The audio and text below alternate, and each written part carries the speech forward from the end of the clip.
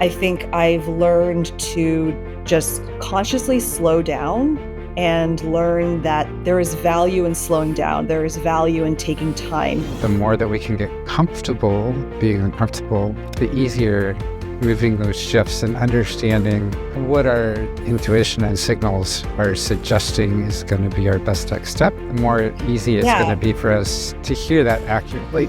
I think it's more about consciousness and mindfulness and knowing when you need to push yourself to slow down or knowing when to push yourself to speed up.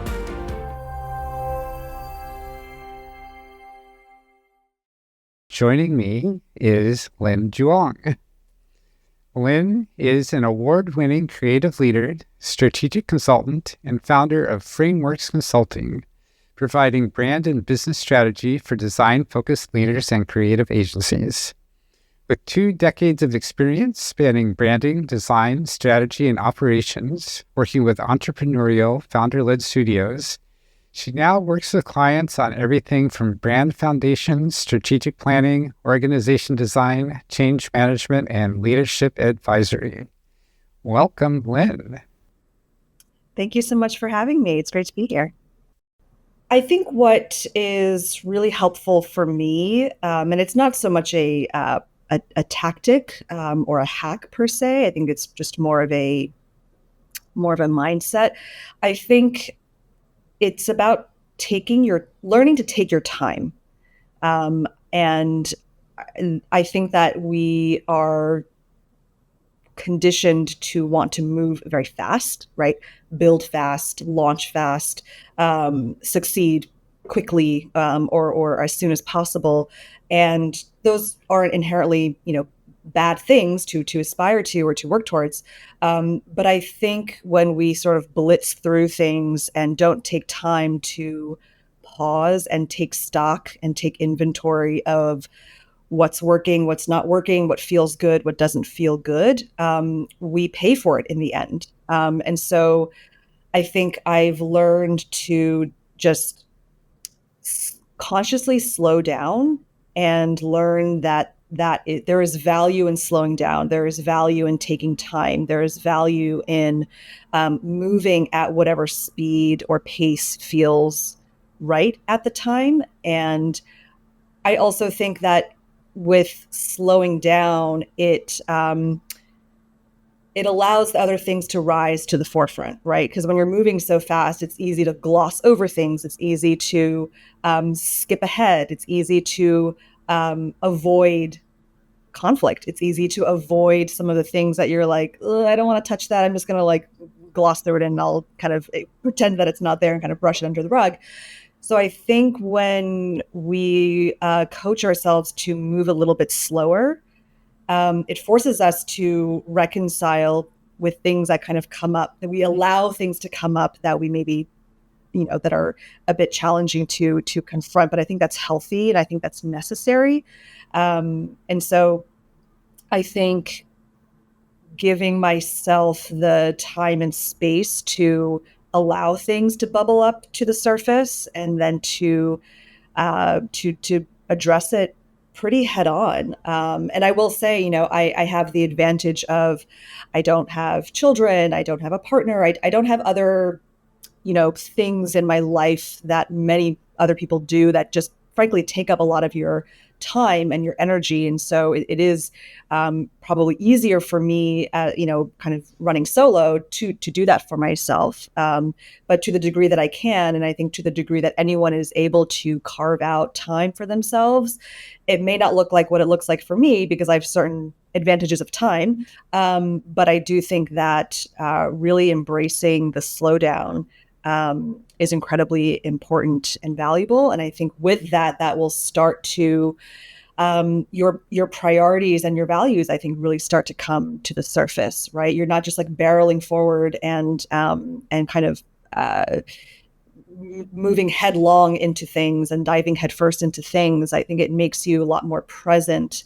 And I feel like I'm just throwing all these buzzwords into one word salad, but I do think that it's, when you slow down things, you pay attention to things differently.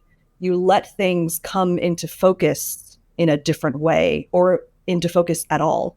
And I think we would all be better off doing more of that, in whatever way that might make the most sense, for you. 100%. And two things come up for me as I listen, and I'm curious how these fit for you. One is that maybe it isn't necessarily going slower that's important as being conscious and thoughtful. Some Mm-hmm. people work better going fast. Yep. And so going slow isn't going to help them actually bring the thought that really permeates everything I heard from what you were just saying. Mm-hmm. And then the second, which is going to sound opposite to what I just said, is that if going slow feels uncomfortable, it's probably important to do.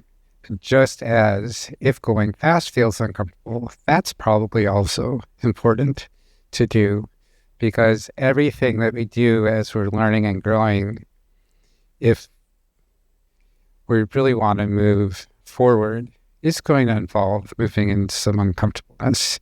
And so the more that we can get comfortable being uncomfortable, the easier moving those shifts and understanding what our intuition and signals are suggesting is going to be our best next step, the more easy it's going Yeah, to be for us to hear that accurately. I think that's a really great point, and I agree with both points. I think that you're exactly right. I think there's a time and place to move slow, and there's a time and place to move fast. So maybe how I might reframe that overall is knowing how to calibrate the speed in a given moment when you're dealing with a given issue or whatever. So I think you're right. I think it's more about consciousness and mindfulness and knowing when you need to push yourself to slow down or knowing when to push yourself to speed up. So I think it's about having a real clear sense, kind of having a finger on your own pulse of knowing which speed is more appropriate at that time. So yeah, so it's less about one or the other. It's about knowing when to dial it up and when to dial it down. What helps you understand where that dial should be set at any given moment? That's a really good question. I think so. I have a couple of different responses. I've learned I've learned to really trust my intuition, which I know sounds like a very vague woo-woo thing to say, but um, I think I've learned to trust my intuition and I've learned to listen. And I think maybe just to go back to what we were saying a few minutes ago, I think that's a big part of the whether you're slowing down or speeding up, that consciousness and that ability to listen to what maybe your intuition is trying to tell you. So I think I've really tried to build that muscle for myself. Um, and in the same vein of listening, I listen to a lot of different podcasts, books where I'm quite I'm a very curious person by nature, and I'm always looking for new inputs and new stimuli. And I again, sometimes it veers into too stimulus overload, and sometimes that can tip over to a not helpful place where there's just too much information, and then that's a different sort of kind of paralysis. But I do find that there's just so many really helpful thought leaders and writers and speakers who have really been who have really like shed a light on some of these things that we're talking about again in different sort of contexts.